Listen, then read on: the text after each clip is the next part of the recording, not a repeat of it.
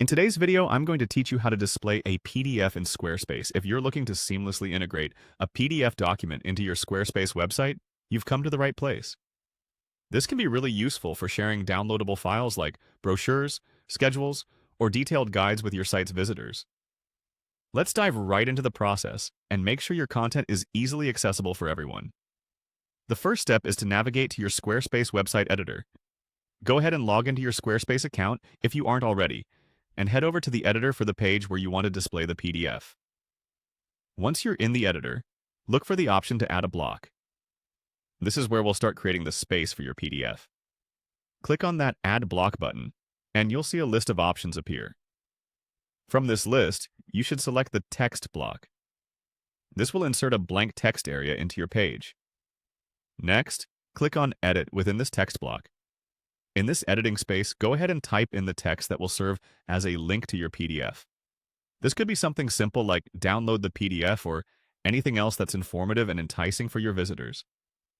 After your text is entered, you'll need to highlight it.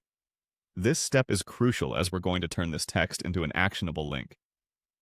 With your text highlighted, look for the link option, typically represented by a small chain link icon, and give that a click. You'll then see a small window or dialog box appear.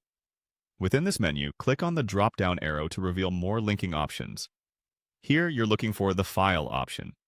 This is what allows you to upload and link to a PDF document. Select File, then click on Upload. A file browser window will pop up, allowing you to navigate through your computer's files. Select your PDF document, the one you want to display on your site, and let Squarespace handle the upload process. Once your file has successfully uploaded, don't forget to click on Save. This will ensure all your changes are properly stored and ready for your visitors to access. Now, whenever someone clicks on the text you highlighted, they'll be able to open and view the PDF document you just uploaded. And there you have it. Your PDF is now part of your Squarespace website, easily accessible to all your visitors.